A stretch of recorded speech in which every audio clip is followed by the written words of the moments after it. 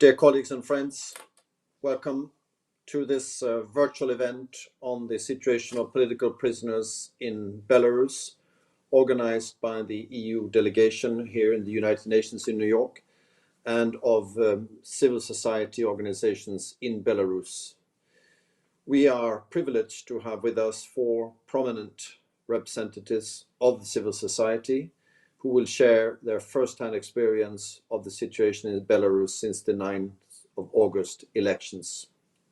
We will hear about their demands as well as their assessment of ongoing developments in the country, particularly as regards the situation for political prisoners, media workers, and women human rights defenders. I'm Olof Skog, I'm the EU ambassador to the United Nations. And through our panelists, we want today to pay tribute to all civil society actors and human rights defenders in Belarus who are risking their lives to defend democracy and fundamental freedoms.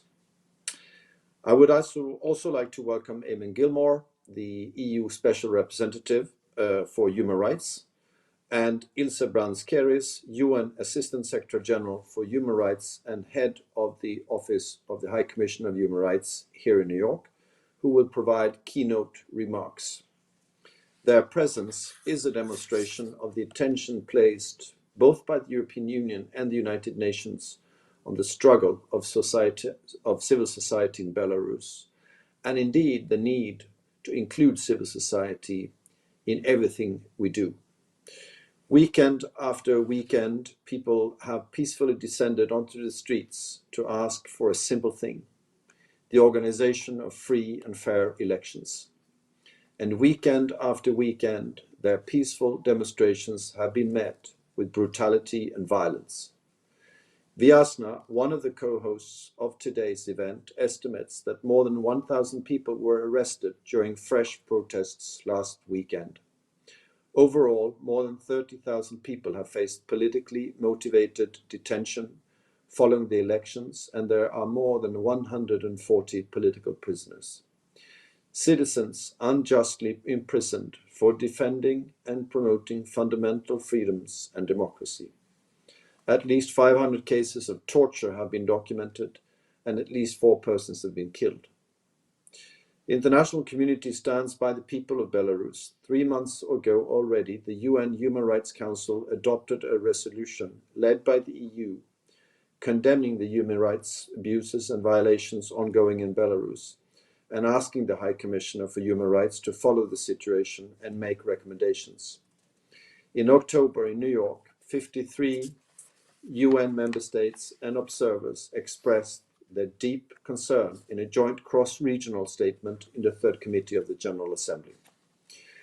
As we will hear in a few minutes from EU Special Representative for Human Rights, Eamon Gilmore, the EU has been at the forefront of the international response.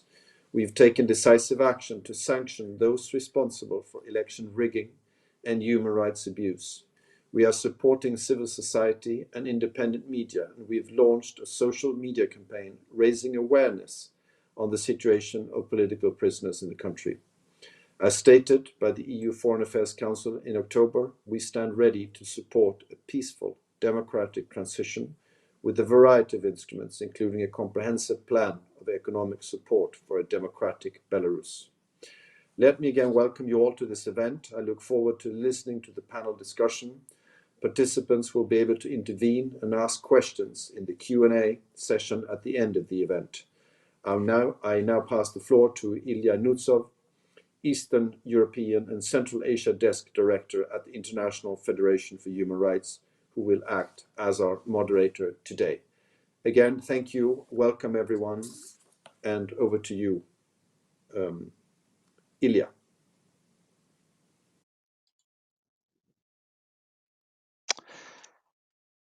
Thank you very much, Ambassador Skog. And good morning, good afternoon, or good evening to everyone who has joined us, depending on where you are. My name is Ilya Nuzov. I'm the head of Eastern Europe and Central Asia Desk at the International Federation for Human Rights, and I will be moderating today's event.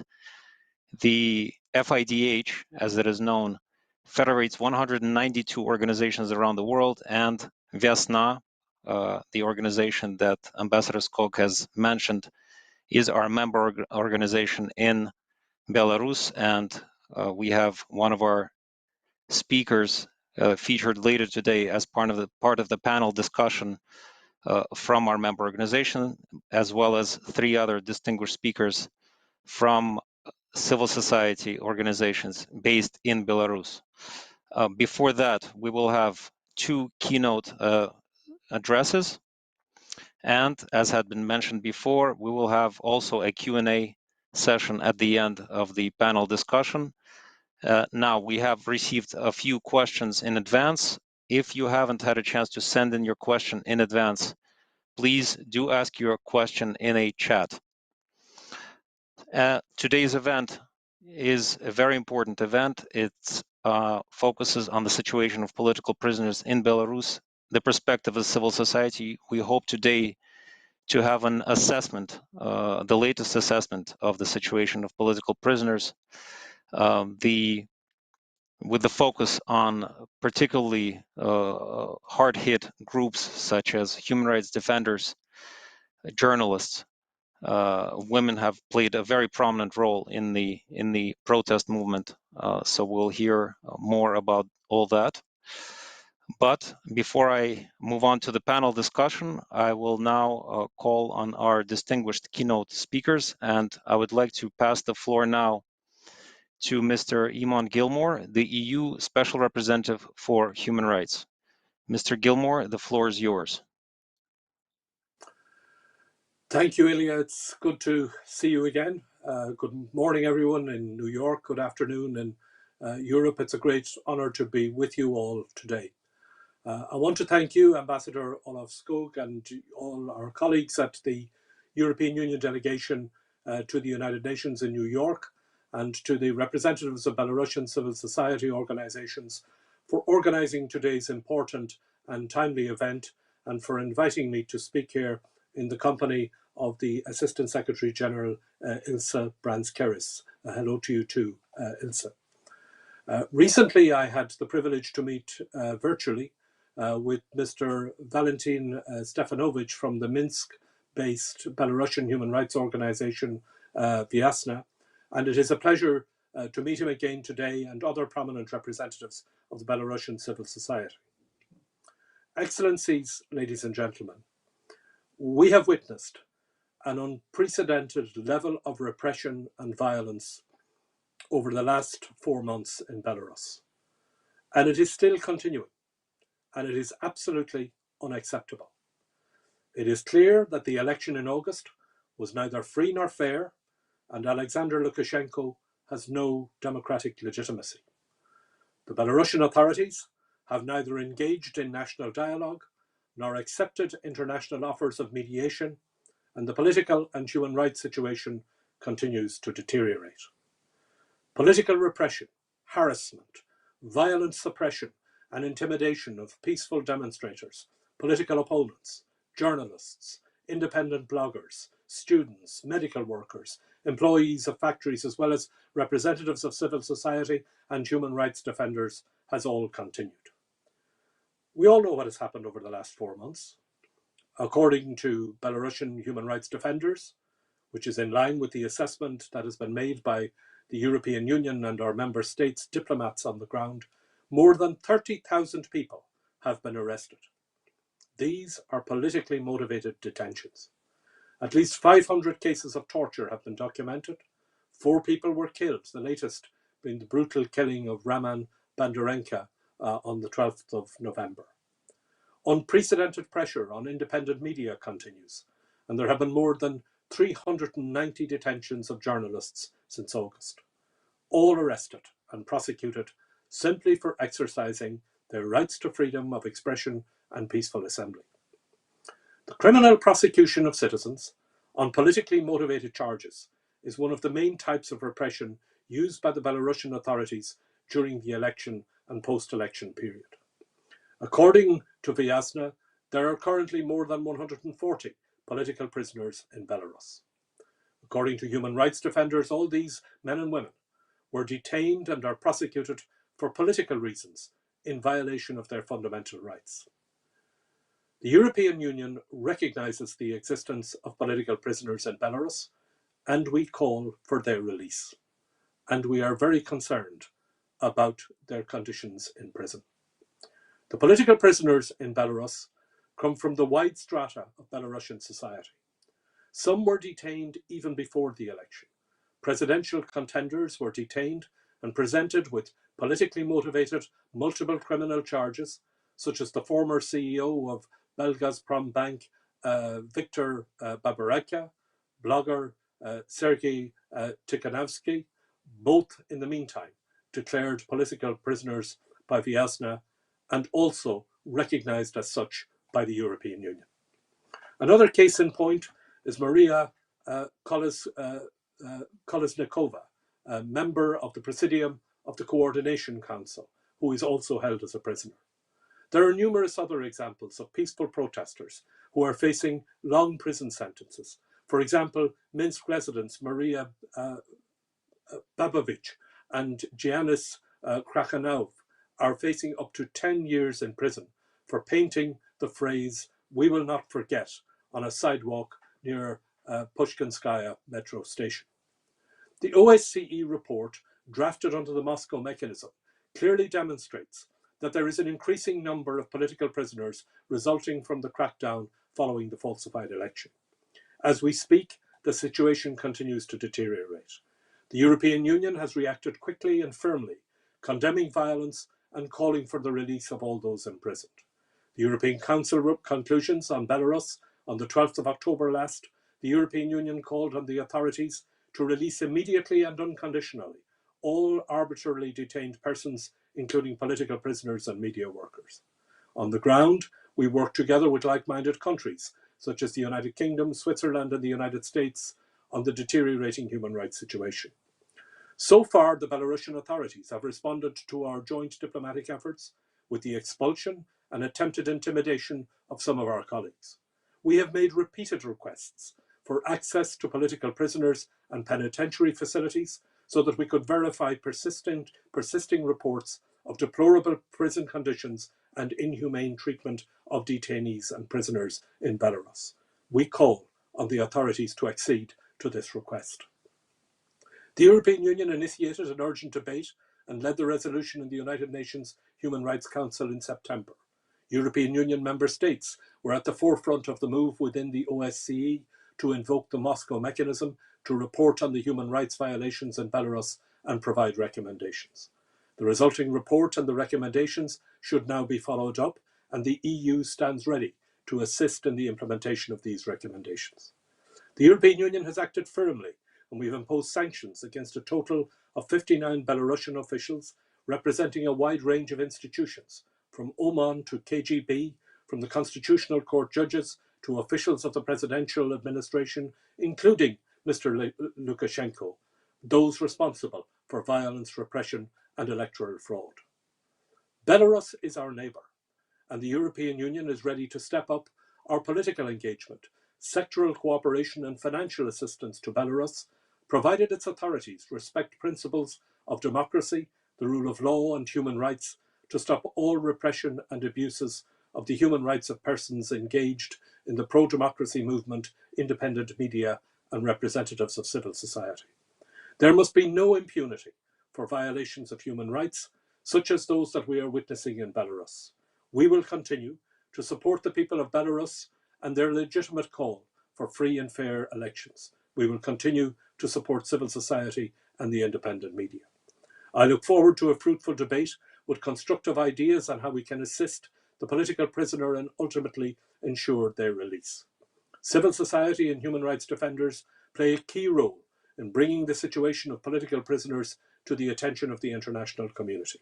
Our objective today is to contribute to the awareness raising on this matter and to identify potential follow-up actions. Again, I thank the representatives of Belarusian civil society organizations for your commitment, your courage, and your excellent work. You are the drivers of change, and your work is crucial.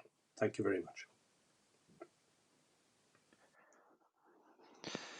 Thank you very much, Mr. Gilmore, for these important remarks and the EU perspective, and for reiterating the support of the EU for the protests and the pro-democracy movement. I would like to invite now the second keynote speaker, Ms. Ilse Brands-Keris, UN Assistant Secretary General for Human Rights. Ms. Brands-Keris, the floor is yours. Thank you very much, Mr. Moderator. And I also would like to start out by thanking Ambassador Skog and the EU delegation for organizing this event and for allowing me to participate as well. Excellencies, ladies and gentlemen, in 2 days, the High Commissioner for Human Rights will update the Human Rights Council on the situation of human rights in Belarus, further to a resolution adopted at an urgent debate on 18th of September. Today, I will focus on the human rights of those expressing dissenting or critical views, political opposition activists and protesters. Freedom of expression and freedom of assembly have long been key human rights concerns in Belarus. Statistically, Belarus has the highest number of individual communications to the Human Rights Committee of any state party to the International Covenant for Civil and Political Rights. In 2019, the vast majority of the cases concerning Belarus, 88%, involved Article 19 and 21 of the ICCPR. Views adopted on cases of presidential opposition candidates from 2010 found violations of these articles, as well as arbitrary detention, ill treatment by law enforcement, and violations of fair trial. This year, shrinking civic space and repression of political and social dissent escalated in the context of the August presidential elections, as we know. In the aftermath, hundreds of thousands took to the streets to defend their right to participate in public affairs. Protesters were met by intimidation, arrests, and detention. Peaceful protests have continued throughout the country, but systematically and brutally repressed by the police force using excessive force, resorting to tear gas, water cannons, rubber bullets, and stun grenades. From August to October, the Ministry of Interior has processed over 18,000 protocols on administrative violations against protesters, 2/3 of whom have been sentenced to detention for up to 15 days. Detainees include many women, journalists, bloggers, lawyers, human rights defenders, teachers, students, pensioners. In addition, to date, some 900 opposition supporters and protesters have reportedly been designated suspects in criminal cases. For example, following the 1st of November march in Minsk, the authorities reported that 231 people were suspected of organization and active participation in actions that grossly violate public order, a provision of the criminal code punishable by up to 3 years in prison. Members or supporters of the political opposition have been targeted. Early on, some opposition presidential candidates were arrested and sentenced on various charges, as Eamon Gilmore just also mentioned, and violations of detention and fair trial standards have been reported. Shortly after the formation of a coordination council to initiate a dialogue with the authorities on the 18th of August, the General Prosecutor's Office launched a criminal investigation alleging an attempt by its members to seize power, a charge with a potential prison sentence of up to 5 years. Most members were either detained or forced into exile following threats, intimidation, and even abduction or enforced disappearance. The adoption alleged attempted deportation and eventual pre-trial detention on criminal charges of Maria Kolesnikova, as was just mentioned again by Special Representative Gilmore, was highlighted by several special procedure mandates of the UN on 25th of September. Protesters not members of organized political opposition also face intimidation and threats, as well as ill treatment by law enforcement agents. Human rights defenders and lawyers are harassed. Independent journalists face serious pressure for performing their professional activities. Access to lawyers is reportedly obstructed, and lawyers taking on politically sensitive cases or speaking publicly about the case of their defendants have reported intimidation from the authorities. 2 lawyers who acted as counsel to opposition candidates have been deprived of their liberty, facing criminal charges, and 2 lawyers have been disbarred. There are numerous allegations of torture and ill treatment perpetrated during dispersal of protests, detentions and arrests, transportation to police stations or detention centers, and of detained or imprisoned activists and opposition leaders. NGOs have reported that up to 2,000 complaints of torture and ill treatment were lodged from August till October. So far, there have been no reports of prompt and effective investigations, thus fueling impunity. The government of Belarus has continued to reject the mandate of the Special Rapporteur on the situation of human rights in Belarus. On 5th of October, our office requested access to Belarus for a technical team, which was denied. These mandates are important platforms for constructive cooperation between the United Nations system, the broader international community, and Belarus. It is essential for the UN to engage with all stakeholders, and the civil society of Belarus has a critical role to play. This is also an issue of particular importance for me in my capacity as senior official to prevent and address intimidation and reprisals for cooperation with the UN. The High Commissioner, the Special Rapporteur, and many human rights mechanisms have called on the government of Belarus to immediately put an end to the human rights violations of political opposition members, protesters, and critics. Allegations of ill treatment and torture should be effectively investigated and perpetrators held to account. Authorities of Belarus must urgently release all those in detention for exercising their rights to participate in public affairs, free expression, and peaceful assembly. Those forced to exile must be allowed to return to Belarus and their safety guaranteed. Finally, embarking on the constitutional review and reforms of key institutions necessitates a genuine, constructive, and fully inclusive participatory Belarusian national dialogue. The recommendations of human rights mechanisms, including the treaty bodies, provide useful guidance on how to ensure compliance with international human rights standards. OHCHR stands ready to continue our engagement to support such action.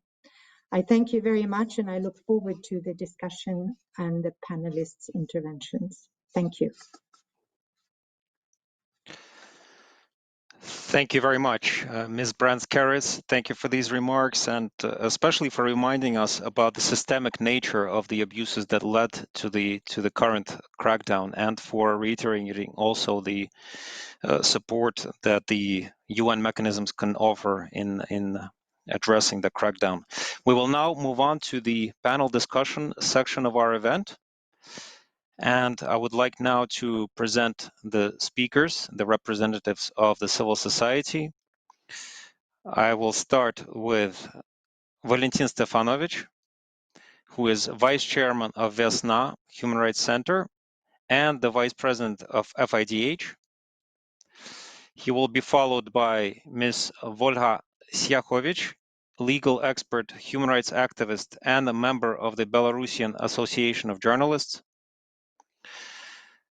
She will be followed by Ms. Alena Agharelisheva, a researcher and activist, member of the Coordination Council Feminist Group. And last but not least, Mr. Oleg Hulak, chairman of the Belarusian Helsinki Committee. So thank you all for having joined us today.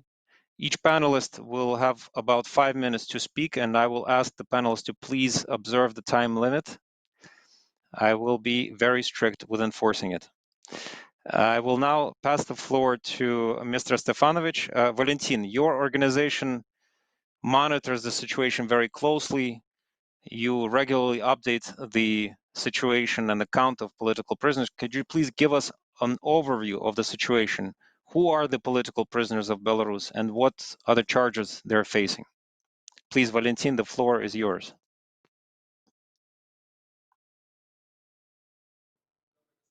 Ladies and gentlemen, I would like to thank you for this opportunity to speak today and to speak about this very important topic about political prisoners in Belarus. And first of all, I would like to say that politically motivated criminal persecution if, of course, one of the basic type of repressions in Belarus. And these reprisals did not appear today. We know that it already happened in 1996, almost immediately after Lukashenko came to power. When we speak about political prisoners, we mean people who were deprived of freedom because of political reasons and persecution by authorities.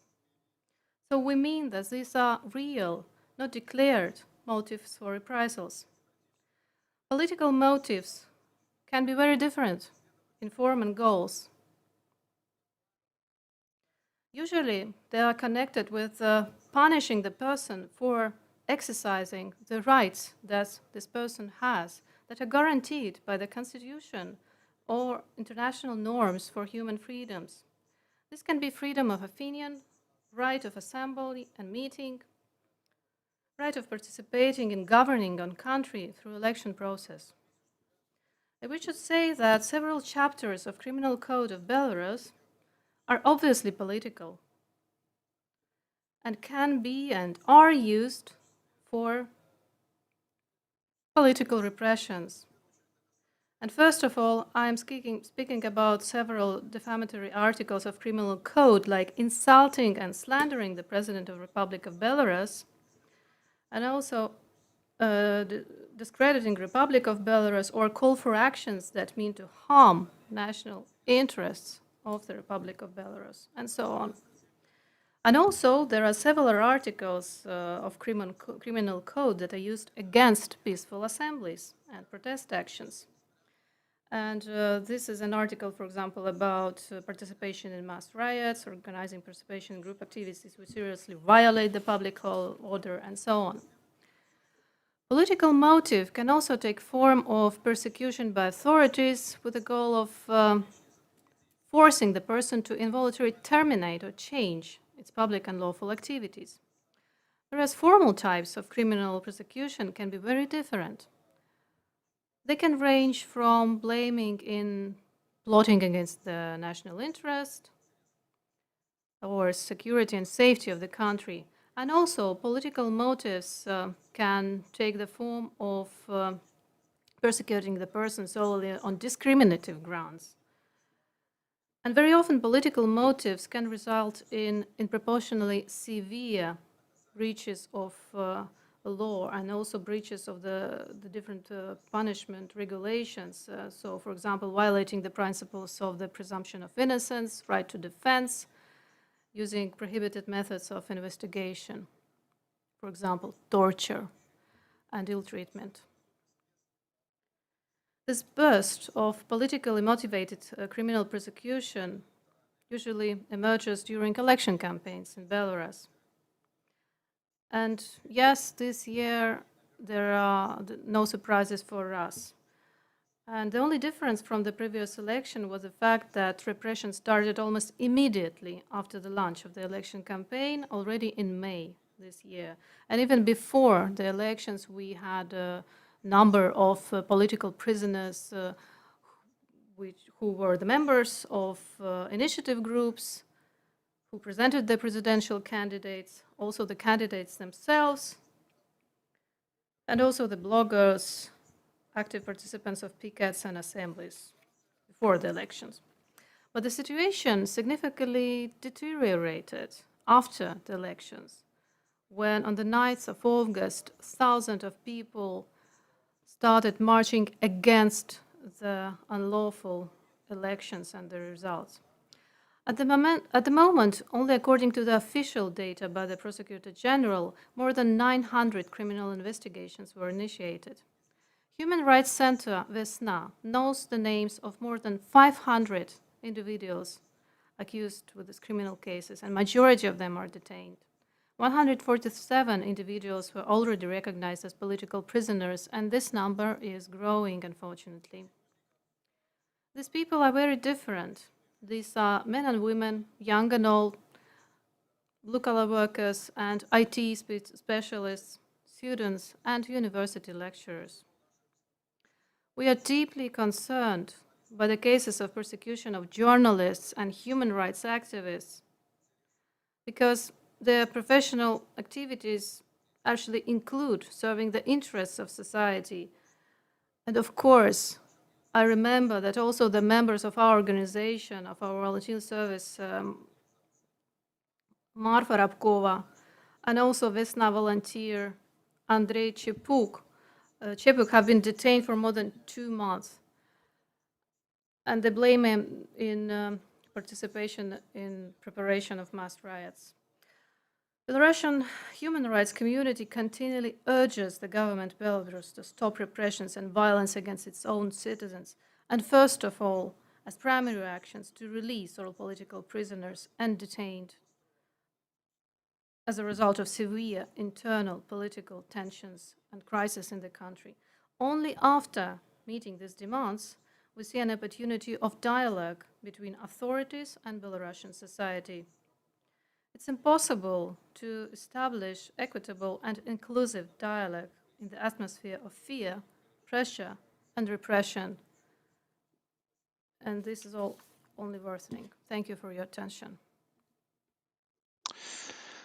Thank you very much, Valentin, for this overview. I think it's also fair to say that the number of political prisoners does fluctuate widely, because a lot of those that are arrested are released after 15 days, so they're not deemed as political prisoners because of their release, but they are also all arrested for politically motivated reasons. I would like to now give the floor to Volha Siakovic. Volha, your organization works on media freedoms and freedom of expression. Could you please speak about the situation of journalists and bloggers in connection with the ongoing crisis? Please, Volha, the floor is yours.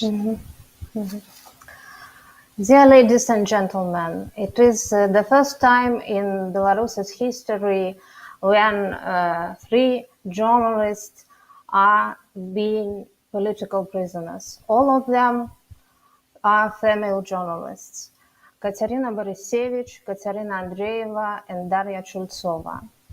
Please photo. Why are they being behind bars? The authorities arrested and charged with disclosure of confidential medical information causing grave consequences medical doctor Artyom Sorokin and journalist Katerina Borisevich, who published information about the recent death of peaceful protester Roman Bondarenko. He was severely beaten by masked individuals and driven to the police station in an unmarked van. The publication on the influential online media outlet Tudbay has exposed an official cover-up of his killing. The death of Roman Bondarenko has prompted a further wave of protests across Belarus. Belsatovich journalists Katerina Andreeva and Daria Chultsova conducted live broadcasting of violent dispersal of protesters by security forces in the neighborhood where Roman Bondarenko had resided. This place in Minsk is informally known as the Square of Changes. The journalists were arrested and charged with organizing actions that grossly violated public order. What is Belarus, a Belarusian jail? Belarus is a country where pretrial detention conditions are inhuman, degrading, and discriminatory against women. In contravention of standard minimum rules for the treatment of prisoners, detention centers staff in Belarus are men, usually. I will refer to the words of a respective lawyer, member of the Opposition Coordination Council, Lilia Vlasova, who got out of jail in October to stay under house arrest. In a small room, there were 10 iron bunks bed, a toilet and a washstand with cold water. There was no daylight. In addition to bars, the windows are covered with iron blinds, which do not let daylight and obstruct air access. Waking up at 6 a.m. From this time until 10 p.m. it is forbidden to lie. You can walk and sit on the bed. I would like also to pay your attention to the situation of 9 most popular Belarusian bloggers who have been under criminal charges in custody for several months. At the beginning of the election campaign, the authorities charged them with active participation or organization violent actions grossly violating public order. All of them were deemed as political prisoners. And in the late October, one more prominent blogger, Eduard Palches, was charged with organizing of mass riots, and he is being in custody as well. In addition, 6 journalists remain free but under criminal prosecution. Artyom Bogoslavsky, Dmitry Buyanov, Dmitry Dmitriev, Dmitry Kravchuk, Yegor Martinovich, and Sergei Sasuk. What is more, journalists' professional activities to cover election-related protests caused judicial prosecution. More than 110 journalists were tried for alleged participation in an unsanctioned event or disobeying the police. 89 of them were sentenced to jail terms from 3 to 15 days, and the others were arrested. All the court rulings were based on testimonies of police officers whose identities were, as a rule, classified and faces hidden. Right now, there are 6 journalists in jail and 10 bloggers. The journalists are prosecuted solely for the exercise of their right to freedom of expression. They must be released, and the criminal prosecution against them must be dropped. Thank you for your attention. Thank you. Thank you very much, Volka, for this detailed account. I think the case of Roman is really emblematic of the regime. Instead of prosecuting the perpetrators of the crime, the journalist who covers and exposes the crime is prosecuted by the authorities. I would like now to pass the floor to our third panelist, Ms. Alena Arelisheva. Alena, we know that women have been at the forefront of the protest movement. Can you tell us a little bit more about the role of women in the protest movement and the response by the authorities? Please, the floor is yours. Good morning or good evening, it depends. Thank you, dear ladies and gentlemen. Thank you for attention. Could you show the picture, what I sent? In the picture, you see the key moments of development of female protest here in Belarus last month. First event, what I put it in the picture, that's evolution, when the famous artwork painted by Chaim Sutin was part of the Belgazprom Bank gallery, were arrested because of Babarika case. And after this event, Eva, this painting, became a female symbol of the revolution. After that, after this just symbols, we see the female trio when Tsipkala, Kolesnikova, and Tikhanovskaya became a main alternative models during the election protest. And of course, they're not only the role models, the female role, they not became only the role of female models for all of Belarusians. They also show us a new way how politicians can behave themselves, and instead of strong promotions, then we can do everything we are doing right. They show us that weakness can be a power. They are not afraid to to say your stories. They also show us that this great idea of self-responsibility, that everybody can be responsible for the protest, and we are all can do whatever we are ready to do for fighting for the regime. And after the elections, hundreds of people come to the streets because they were ready to fight firstly for themselves.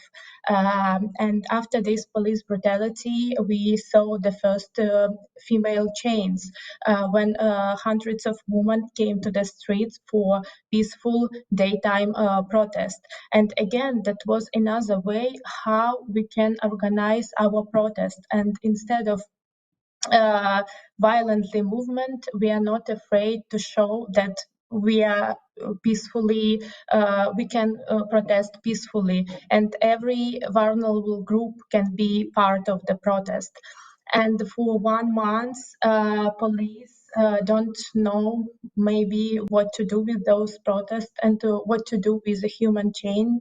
And that was kind of relatively safe to participate in those part of the activity. And after 1 month, the police became the brutality, not only according to the man, but also according to the woman. And now we see and we experience the third variant, and we see the development of the woman movement, but not only the woman movement, these marches of adult people, or marches of mothers, or marches of pregnant women. So it looks like every vulnerable group can identify their reaction towards to regime actions, and every vulnerable group is ready to show that they're against the regime, and being weak, the weakness is a power, and we are ready, even though our weaknesses, we are ready to stand up. Speaking about this development of female activity, then now women, Belarusian women became a political subjects, and then ready to stand for their political rights. The price for this activity is very high. So women experience, women are tortured, they suffered from violence, and they also threatened. Through they're threatened through removal their children. For example, today the new case when Olga Velichka, this is director of Children's Hospice from Grodno, she was forced to move from Belarus because she had children, and the regime forced her to do it. Instead of this, they just take her children away. And it looks like the regime told the woman that you have to decide, you're a mother or you're a political active woman. So if you're a political woman, you have to suffer for it. For example, again, the case of Olga Hishenkova, this is a Miss Beauty 28, but now she's in prison, and like hundreds of hundreds of women right now. Yeah, I'm finished. Thank you for your attention. Thank you. Thank you very much, Alena, for these remarks. I think it's very inspiring to see that the women's movement has inspired other vulnerable groups to be involved. But indeed, the reports of torture, violence, sexual and gender-based violence against women are extremely alarming. I would like now to pass the floor to Mr. Oleg Hulak, Chairman of Belarusian Helsinki Committee. Oleg, your organization works on many facets of countering the ongoing repressions. Could you please tell us about any efforts to ensure accountability of the regime or secure rehabilitation or compensation for victims of state-sponsored violence? Please, the floor is yours. Государством. Пожалуйста, слово вам. Thank you very much for giving me an opportunity to participate in this event and organizing this event. that I now have an opportunity to speak about this severe breach of human rights that is happening in our country, and our people are suffering from that. I should say that violation of human rights in Belarus have been there for a long time, and there was a high number of such cases. But what is happening now, as was already mentioned by the colleagues, are also alarming examples of first time of such actions. So first time we are seeing that women are participating in protests and elderly people are participating in protests and are acting against this violence.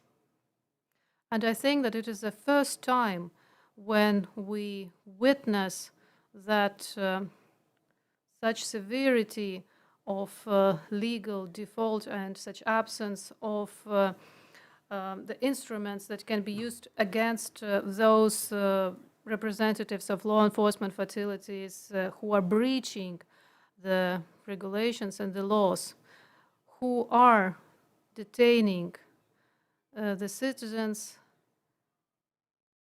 and are not accountable, and we are not even hoping for the fair trial right now. This all combined leads to the fact that repressions will go on. At the beginning, we tried to talk with authorities and also law enforcement agencies and called for lawful actions responding to the international standards. We called for support in establishing order during public demonstrations. Immediately after this mass protests and demonstrations started, we saw that the violations and the breaches of human rights and violent crackdowns were really happening. We were witnessing that. From time to time, we are appealing to the UN mechanism, because you know that for our country, this is the only way to protect our human rights, because Belarus is not the member of Council of Europe. And our citizens cannot protect themselves using this mentioned mechanism, only UN. And also, we started appealing to the different UN institutions, different rapporteurs, and we are informing them about what is happening in Belarus. Almost a week after these events, we had an opportunity to meet deputies of different parliaments, and we also spoke about our problems to them. But we do not see any actions that are taken in response to our appeals against this Siloviks and riot police, and they really lost it at all.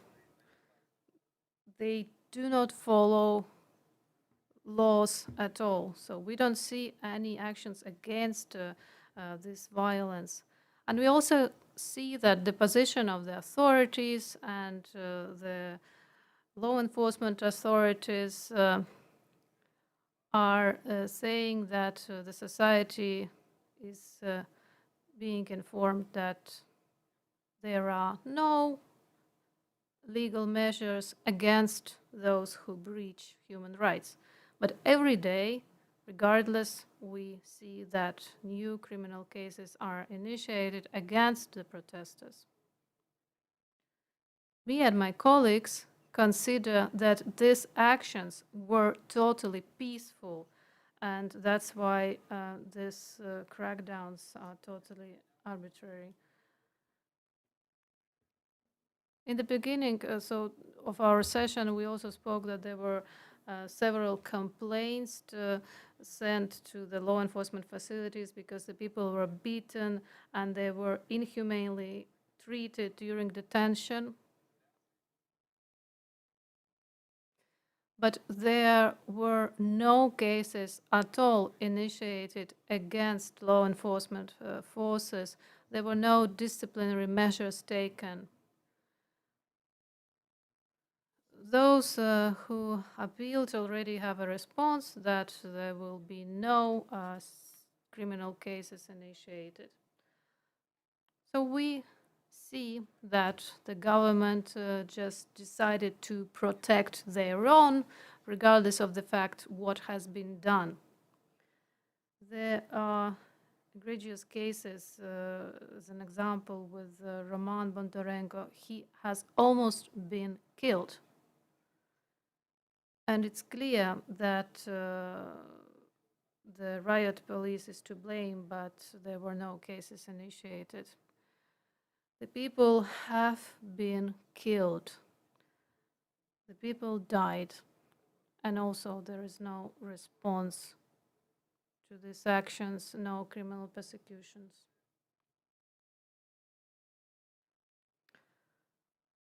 And of course we are trying to get information from the authorities, but according to our data, they just cannot initiate the proceedings on these cases. In a situation like that, we, of course, see that it is a rather difficult situation. And of course, it's nice to talk about the dialogue. There should be dialogue. And this situation should be discussed. There should be national dialogue and international dialogue. But we profoundly believe that there should be conditions established for the dialogue. And first of all, Belarus should claim that they are ready to give up these violent methods, that criminal cases should be initiated against the people against whom the applications to court have already made. The information on these cases is being collected. And it's very important that the fact that there should be responsible will be understood also by the people who have committed these acts. Because it's clear that this grave practice should be stopped. Thank you. Thank you. Thank you very much, Oleg, for your remarks indeed, and for highlighting the fact that in the circumstance of this legal default, as you referred to it, it is extremely important to have alternative mechanisms of accountability, and that's why the international mechanisms of accountability become so important. So I would like to now move on to the, thank you first of all of the panelists for your interventions. I would like to now turn to the Q&A part of the event, but we have some preliminary questions or remarks that have been submitted to us, and I will now give the floor to some of these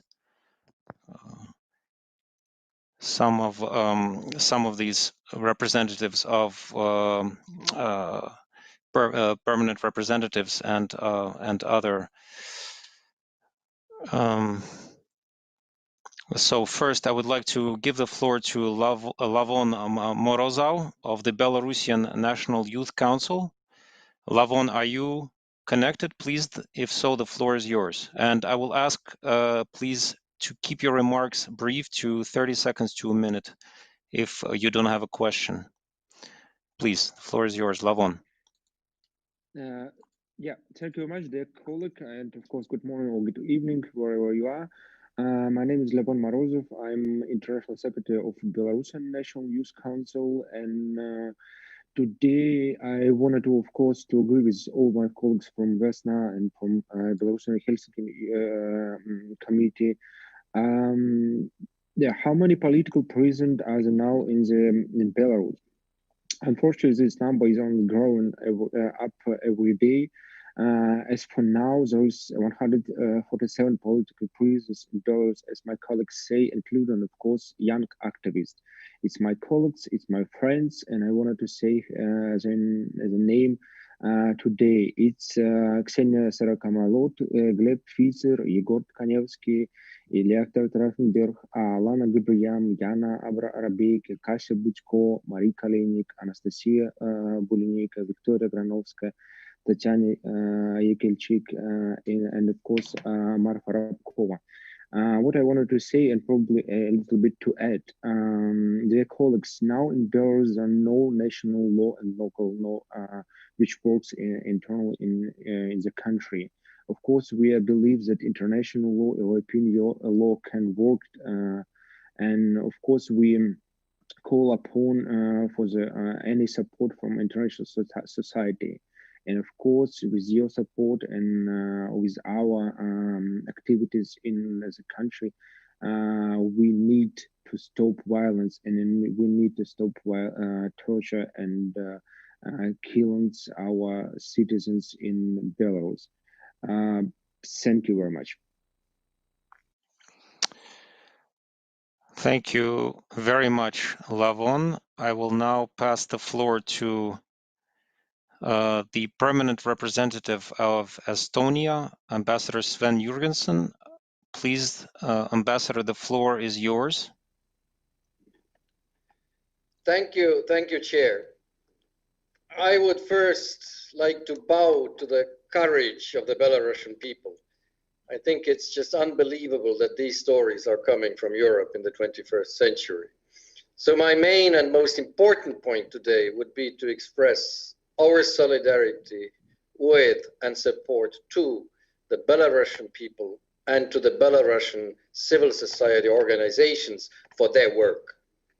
The peaceful demonstrations of the Belarusian people for democracy and human rights have been impressive, despite the repressions against them. This includes repressions against the members of the organizations represented here today.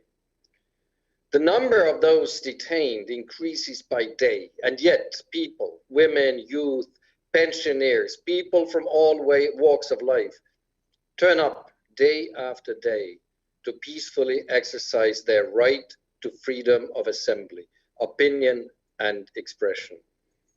I would echo 5 points made in the discussion today. First, we urge Belarus to respect freedom of assembly, as well as freedom of expression for all, including civil society, human rights defenders, journalists, and media workers. Secondly, we call on the authorities to release immediately and unconditionally all arbitrarily detained persons, including political prisoners. Third, there needs to be an end to the torture and ill treatment of those detained. This is a call repeatedly made by the UN human rights experts and is the obligation of Belarus as a part to ICCPR and CAT. Fourth, we join the call to the Belarusian authorities to investigate fully all human rights violations and abuses and ensure accountability in this regard. And fifth and last, we cannot forget the names of those detained. We know them thanks to the organizations and people who are part of our discussion today. We need to stand by them and continue calling for their release. Estonia will do its part in this regard, including as a member of the UN Security Council and the OSCE. I also would have had a question about the role and the challenges, specific challenges that the female protesters face, but it has been quite thoroughly already answered, so I finish here. Thank you, Mr. Chair. Thank you very much, Mr. Ambassador. I hope we will have some additional time to answer the questions. But now I would like to pass the floor to Ambassador Elizabeth Millard, U.S. General Assembly Ambassador for Europe. Please, Ms. Millard, the floor is yours. Thank you so much. I'd like to thank the European Union for organizing this important event to draw attention to the human rights situation in Belarus, and particularly the situation of political prisoners. We'd also like to thank all of our civil society panelists today and participants today. Your work on the ground is critical to holding the Belarusian government accountable for their human rights violations. The United States condemns the continued detention of political prisoners in Belarus. More than 100 political prisoners are currently being detained for exercising their human rights and fundamental freedoms by peacefully demonstrating in protest, calling for free and fair election, and advocating for a national dialogue to end the ongoing crisis. These political prisoners have been subject to harsh and life-threatening detention conditions, including credible reports of torture. They are among the thousands of individuals who have been subjected to unjust detentions since the start of the violent crackdown. The United States was pleased to sign on to the Estonia and EU-led joint statement to the Third Committee in October to draw attention to the human rights situation in Belarus. A cross-regional group of signatories to the statement sends a strong signal, a strong message to the government and international community. The United States stands with those who remain detained and unaccounted for, those who've been killed, and those who continue to peacefully assert their right to choose for their leaders in free and fair elections. We once again call on the Belarusian authorities to immediately end the escalating use of violence against peaceful demonstrators, release all political prisoners and other peaceful protesters who have been detained, and engage in meaningful dialogue with the Coordination Council and the Belarusian civil society. And I'd like to end by asking the panelists questions. What more can we do as member states and members of an international community to help civil society and human rights defenders on the ground, beyond drawing attention to the situation and putting pressure on the Belarusian government? Thank you, Chair. Thank you very much, Madam Ambassador. Your question is also well noted, and we hope to have enough time to have an answer. I would like now to pass the floor to Ambassador Audra Prilepit, of the Permanent Representative of Lithuania. And I do apologize if I mispronounce your names. Please, Ambassador, the floor is yours. Thank you very much. And thank you for pronouncing my name very well. But I would like to thank, first of all, to the EU delegation in New York and the civil society partners for hosting this important and timely event. Also, we are mostly grateful for incredible panel who shared their testimonies today. The perspective of the civil society on these heartbreaking issues are of utmost importance. And here I would like to join my Estonian colleague in expressing our admiration and full support to civil society of Belarus in their continuous action and fight for the truth. There is no safe environment for political debate in Belarus today, amongst continuous crackdown on human rights. The mighty upsurge of activism is unlike anything seen before in Belarus, and response by authorities is horrifying. From growing numbers of cases of death, torture, arrests, to brutal crackdowns of peaceful protests and merciless persecution of opposition leaders. Since the start of the violent crackdown, we are particularly concerned about intensifying persecution and detention of journalists and media workers, and impunity for their crimes against them. Lithuania is a co-chair of the Group of Friends for the Protection of Journalists here in New York. In late September, we released a joint statement signed by 54 UN member states and the EU delegation, together voicing our concern about specific targeting of both local and international journalists for violence, beatings, use of rubber bullets, and detention in Belarus. Our concern was further aggravated by violence against, as well detention and torture of women journalists, who fearlessly carry out their duties in convoying protests in Belarus and shed much needed light on the events. We are appalled by a parody of justice to which journalists are subjected in Belarus, like imprisoned Belsat journalist Katerina Andreeva, who was arrested filming the crackdown on demonstration in Minsk 2 weeks ago and now faces up to 3 years in prison. We continue our calls to the Belarusian authorities to open an unrestricted dialogue with Belarusian society and to respond to the legitimate aspiration of the Belarusian people. Yet we would be grateful to hear your views on how we, the international community, can be more effective in ensuring that journalists, women journalists in particular, are safe to perform their duties in Belarus without fear of retaliation. Thank you, Mr. Chair. Thank you very much, Madam Ambassador. I would like to now pass the floor to Ambassador Marie Chatardova, Permanent Representative of the Czech Republic. Madam Ambassador, the floor is yours.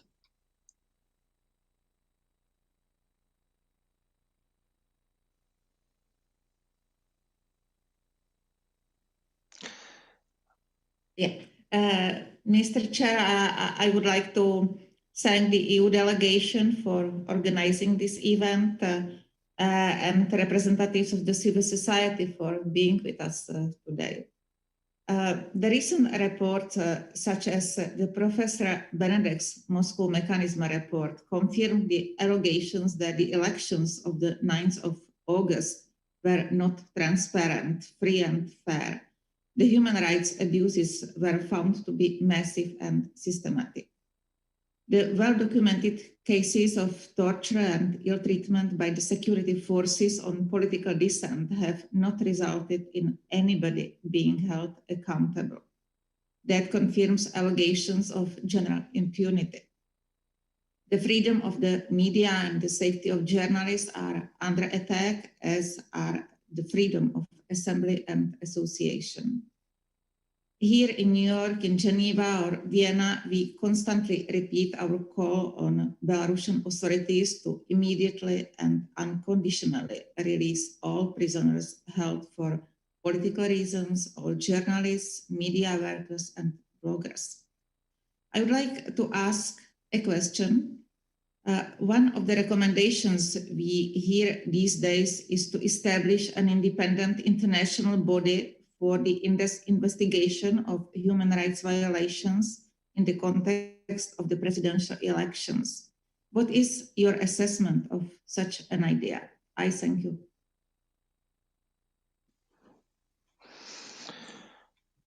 Thank you very much, Madam Ambassador. I would like now to pass the floor to Ambassador Andrejs Pikovics, the Permanent Representative of Latvia. Please, Mr. Ambassador, the floor is yours. Yes, good morning. Thank you so much. Thanks so much for convening this this very important discussion, and thank you to the representatives of the human NGOs and civil society for this very important update, for revealing information about the developments in Belarus. As my colleagues from Estonia, Lithuania, and Czech Republic have said, of course, we stand in strong solidarity with the people of Belarus. And thank you for shedding light on this darkest period in the contemporary history of Belarus. I would like to reiterate that, of course, we have been trying to support people of Belarus in their striving for freedom, for the human rights over the last few months. You know that European Union has adopted sanctions, you know about the Moscow mechanism in OSCE. We commend the efforts of the UN bodies, Human Rights Council in this regard. But I would welcome your ideas from the civil society point of view. What else can be done through the international organizations, through the human rights watchdogs to support you to end impunity and violations of human rights in Belarus. And thank you again for your courage, for your stamina, and we wish you to persevere and to succeed in your strivings. Thank you. Thank you very much, Ambassador. I will now give the floor to the Deputy Permanent Representative of Sweden, Ambassador Magnus Lennartsson. Please, Ambassador, the floor is yours.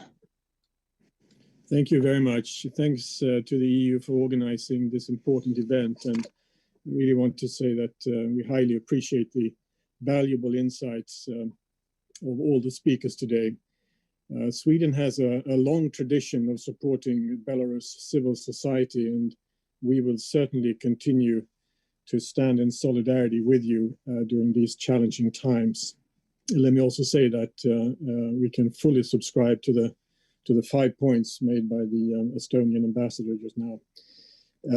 We are alarmed by the continued use of violence against peaceful protesters, targeting of civil society, media, trade unions, the indiscriminate targeting of ordinary citizens, and the arbitrary detentions. As we have been reminded today, there are numerous cases of torture, ill treatment, and sexual violence that are met with impunity. Together with the EU, we continue to urge the Belarusian authorities to immediately and unconditionally release all arbitrarily detained persons.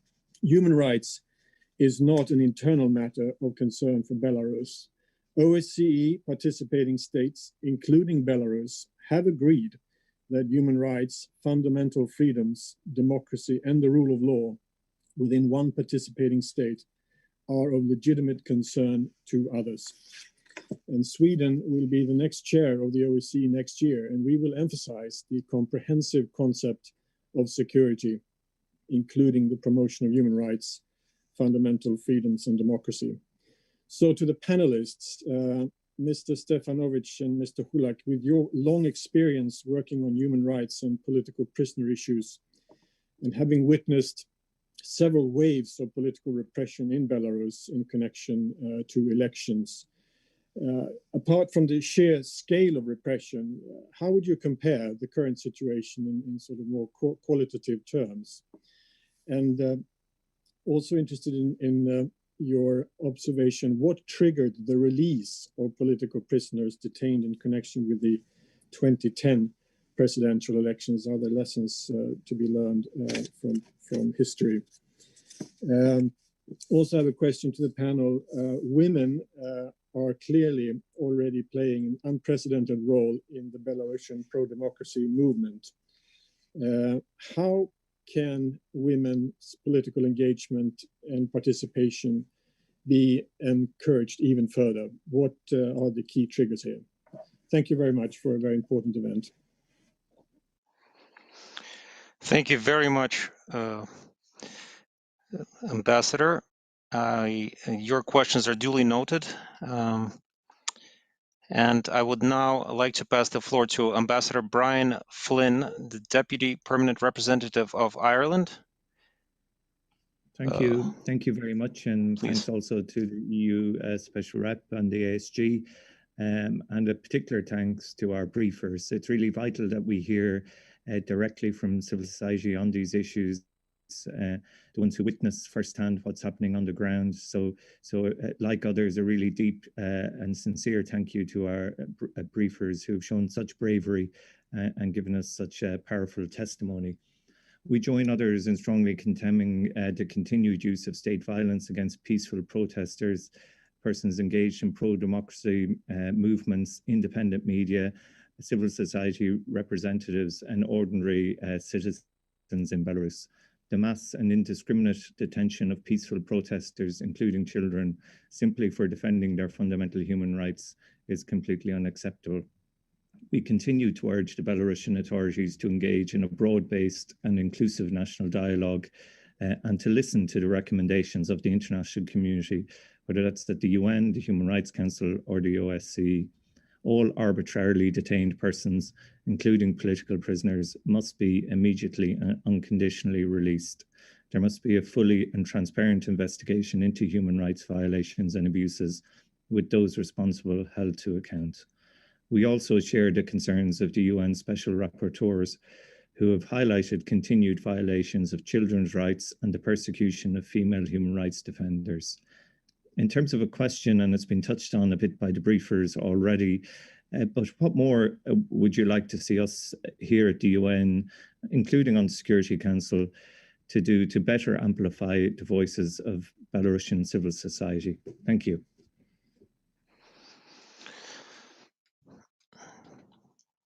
Thank you very much. And last but not least, I would like to give the floor to Ambassador Marie-Louise Koch-Vector, Deputy Permanent Representative of Denmark. Please, the floor is yours.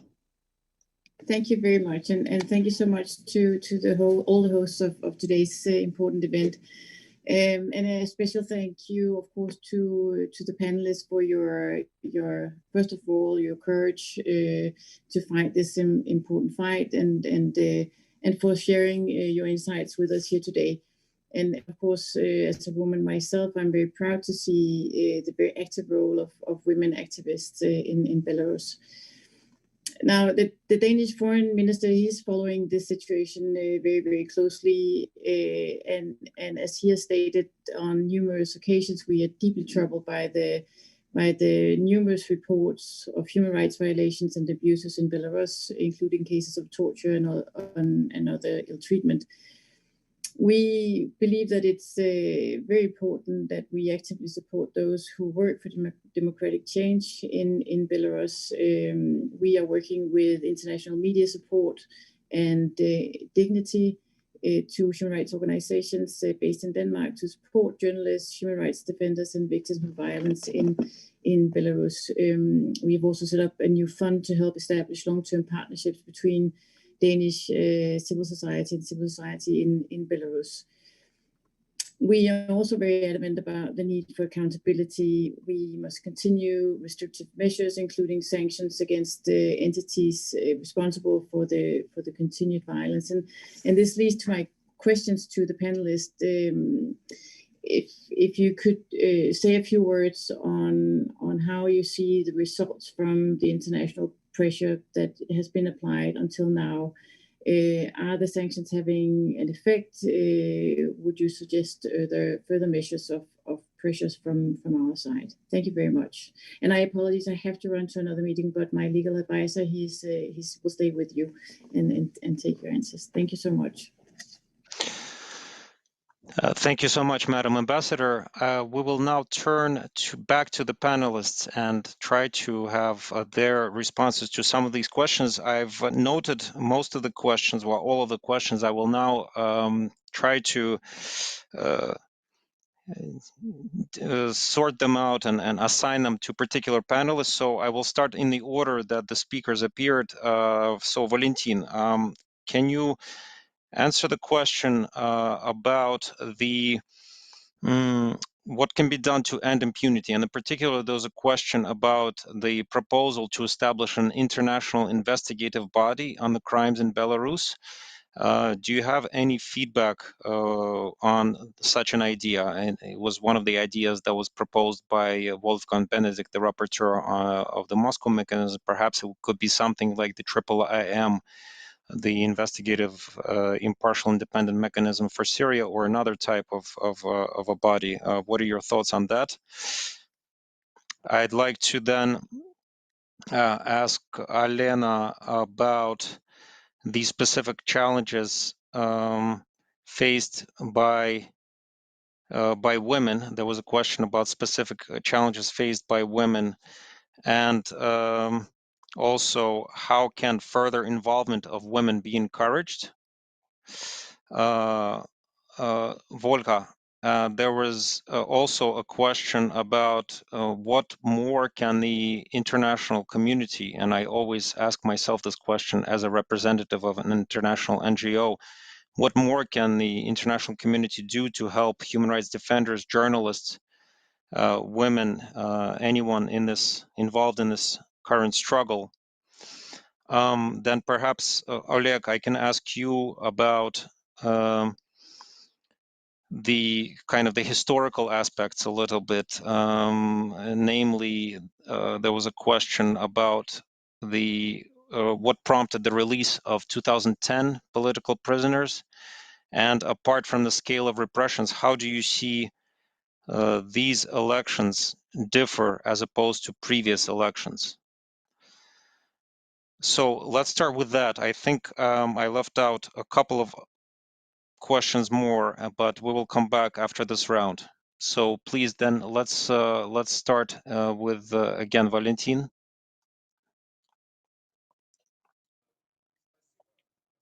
Thank you very much. So regarding the question about the instruments of international investigations, and here I would like to note that this kind of recommendation is included in the report according the Moscow mechanism.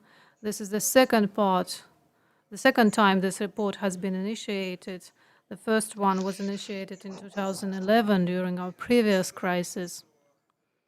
I would like to know that human rights society, civic society in Belarus, together with their international colleagues, is very actively using international instruments in the situation that we are facing. And of course, I mean the instruments by the UN, because we cannot use European instruments to protect human rights. Unfortunately, Belarus is not the member of Council of Europe, and it didn't ratify the European Convention on Human Rights. And also the Human Rights Court in Strasbourg is not dealing with us. It's not our jurisdiction.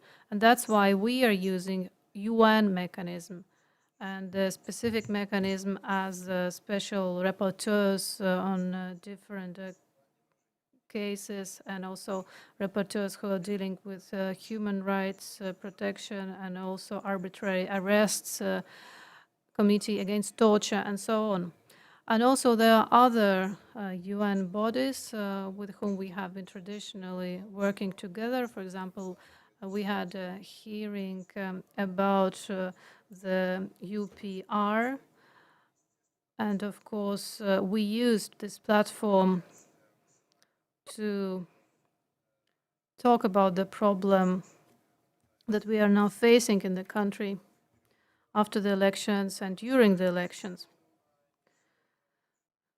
But I should say that unfortunately we are not able to use it quickly, and a lot depends on the desire of Belarusian authorities to deal with this mechanism. As you know, that Belarus does not allow specific special rapporteurs in the country, and is not working together with Anne Maris, who's dealing in the UN with the human rights, and also the previous rapporteur. There was also no cooperation. And that's why we are facing the deficit of international mechanism that we can use. Committee Against Torture also has a limited mandate because Belarus did not ratify the protocol of the Convention Against Torture. And also the convention is not ratified in full. That means that committee cannot visit the country. And that's why we are still facing the need to establish the use of the instrument that would fight against the violation of human rights in the country, specifically against torture and ill treatment. This question is being discussed, and lately it has been discussed in European Parliament and also in the Parliamentary Assembly of the Council of Europe. Of course, I know that we need to make a decision. There should be some kind of body, I don't know, Parliamentary Assembly of the Committee of Europe, or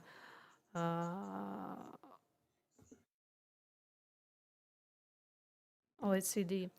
And unfortunately, we do not have the mission and office organization of OSCE in Belarus.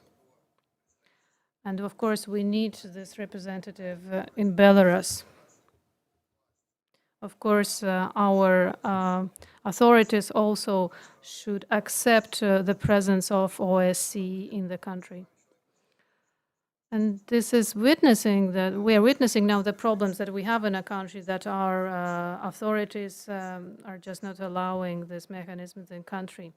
And also we should say that we need the specific jurisdiction that is used, for example, in Europe. We should prevent torture and killing. And for example, in Lithuania, there is a precedent when the criminal case has been initiated after the application by the Belarusian citizen who is now in Lithuania, so he applied from Lithuania. And I think that this is a very good precedent that can be used to keep responsible the people who are to blame for torture in Belarus. Regarding other mechanisms, of course, I should mention about political instruments, not legal instruments, but political instruments, like sanctions. And Oleg, I think, would elaborate on this question. But if we speak about the 2010, then the threat to initiate sanctions actually led to the fact that the prisoners were released. So the courts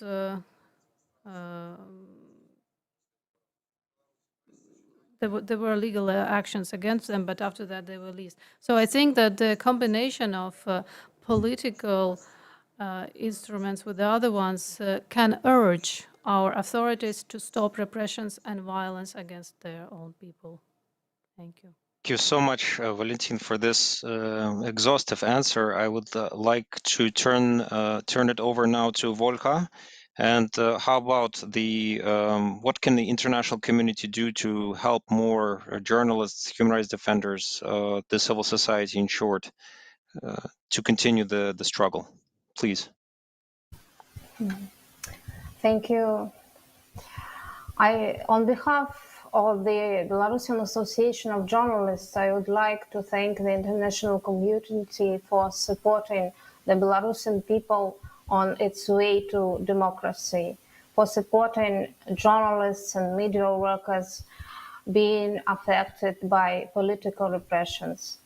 I think there is no magic tool for changing the current situation, but any effort, any activity, any statements, any public statements are useful. We feel this support, and it gives us forces. Winston Churchill said, "I never worry about action, only about inaction." Maybe these words will be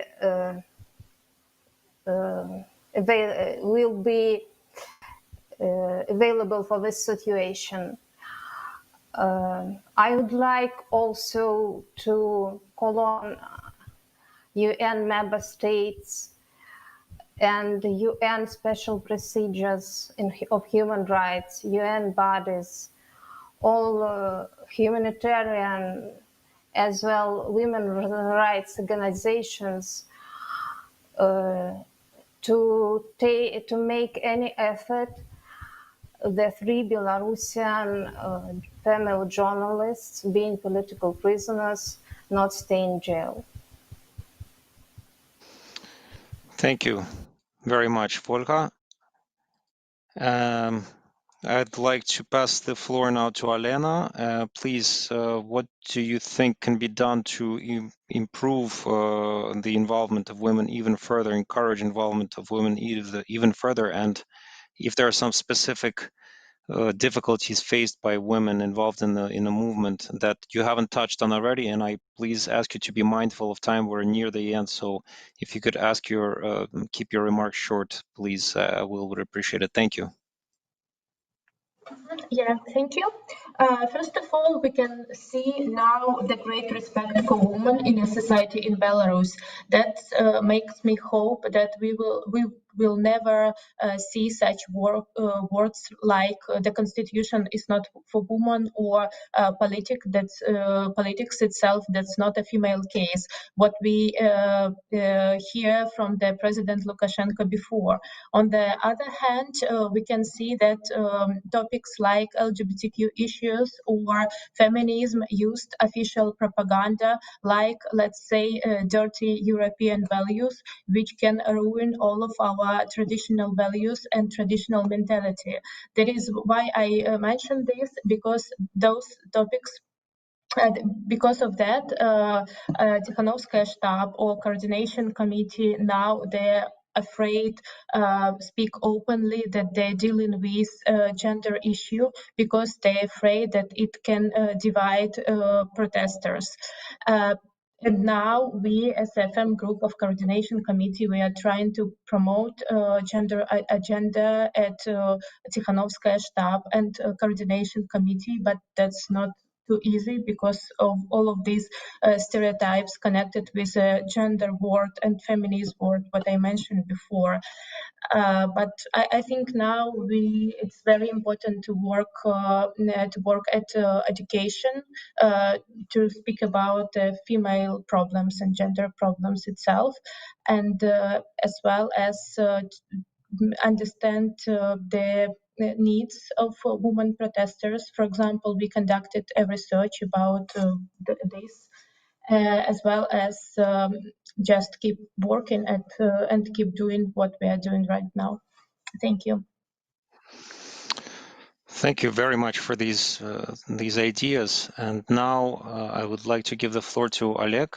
Please, the floor is yours, and about these historical aspects of the 2010 elections and other elections in comparison with this unfortunate election season. Yes, we have a broad history of violations, mainly violations of human rights. The elections that are being heavily criticized because of the violations of the rule of free elections. And I think that during these latest elections, we witnessed the same processes that were already present before. The procedures are the same.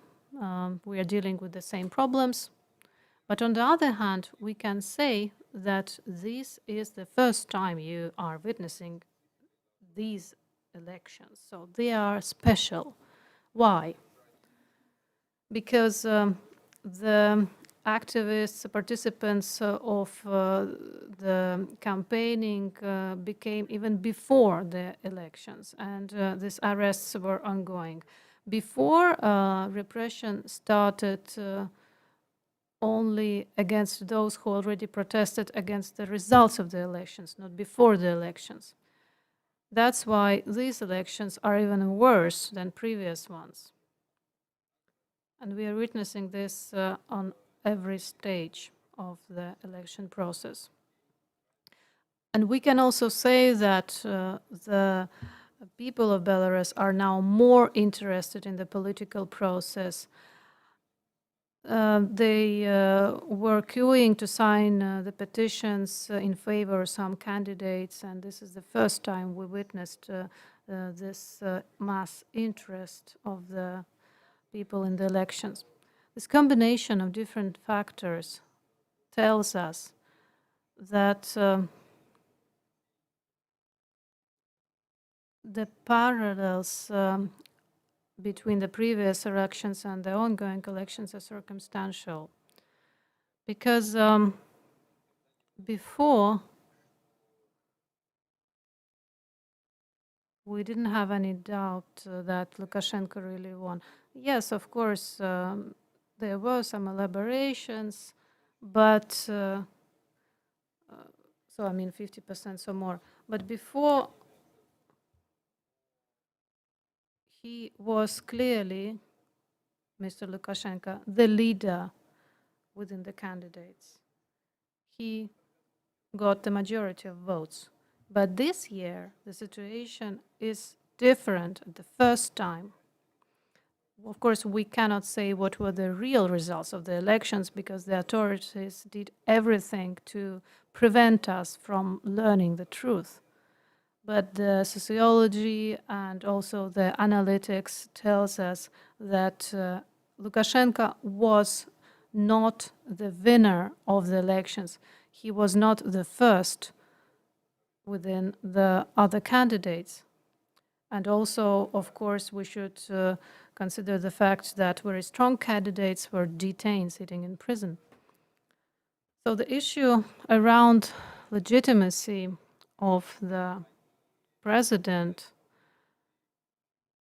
made people go out on the streets. And also, of course, this violent crackdowns and ill treatments against the detained, and people, of course, also were influenced by that. The question of sanctions is a specific one because the previous experience of annulment of sanctions tells us that then nobody doubted the legitimacy of the president. And we have never had so many political prisoners. This issue has never been so acute. We had a limited number of political prisoners, and of course we told then that is a severe situation, but now we have thousands, so hundreds of them, 140. Okay, yes, of course, it's a different case, and this situation that we're witnessing right now is really specific. And I think that we are not following the previous experience, and the decisions should not be the same like in the previous times. The decisions should be new ones, and we are right now in search for these decisions and in search of these new methods. Thank you. Thank you very much. Thank you very much for these comments, Oleg. We do have a couple of more questions that were not yet posed. What I would suggest is then I will turn it back to our panelists for final remarks, but I will pose the questions in advance, and if they wish to, they can address these last questions in their final remarks. So the three remaining questions are, what could be done to amplify the role of the UN mechanisms? Then there was a question on how do you see the results of sanctions on the situation? Have you felt the impact yet on the situation? And finally, there was a question in the chat. What is your level of interaction with the Human Rights Council Committee, and what are your expectations from the UN? So I will just give the floor back to the panelists to make their concluding remarks very, very briefly. And if you could touch on one or some of those, we would be very grateful. Let's start this time with Alena. Alena, please, the floor is yours. Yeah, thank you so much, dear organizers and dear participants, for this wonderful event and for this possibility to speak about Belarus one more time. And I guess my main expectations, but not only mine, that just keep talking about Belarus. We don't know for how long this situation will be continued, unfortunately, but we appreciate that your high attention. Yeah, thank you. I am finished. Thank you very much. And now I would like to pass the floor to Volka for your last remarks. And if you could touch on some of those questions, it would be great. And if not, it's okay also. Please. Ольга, пожалуйста.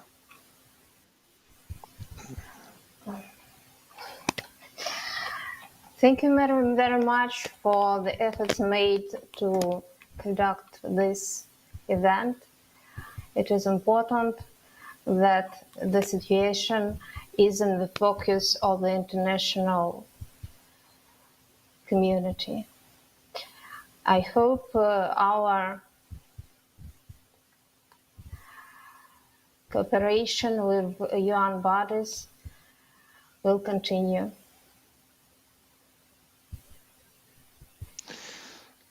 Thank you very much. And then I would like to pass the floor to Oleg. Any final comments, please?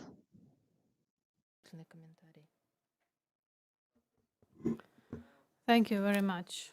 And as an ending remark, I would like to note that, of course, it is very important for us to feel your support. I would like to thank you for your words that you said. We really need the UN platform be at least, of course, not maybe very the mechanism that we can count on, but still the platform where we could search for the new methods to solve the problem.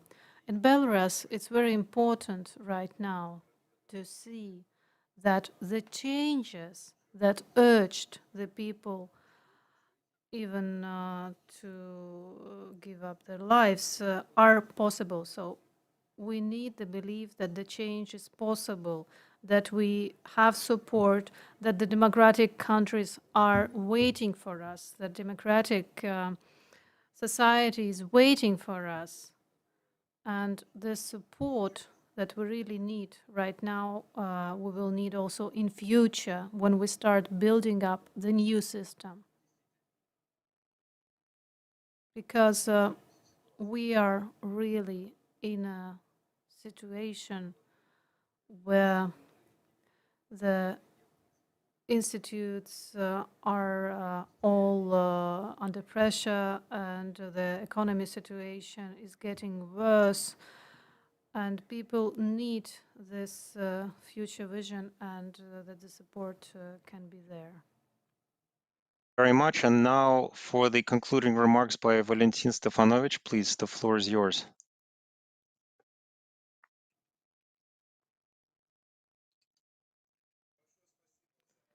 I would like to thank you for giving me the floor today and to speak about this important topic as political prisoners in Belarus.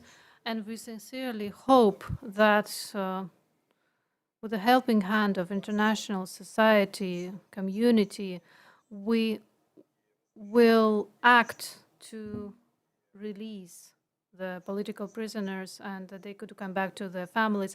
I would like to thank the organizers of this event.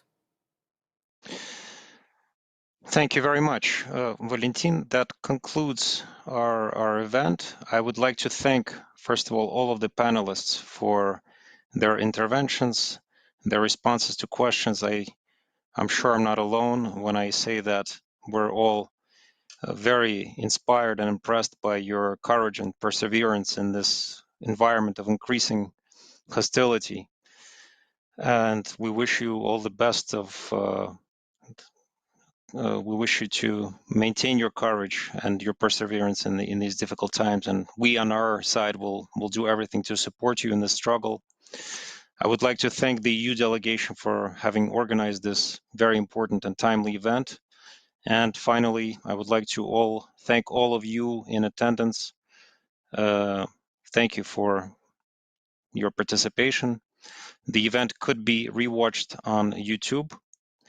So thank you again very much, and goodbye.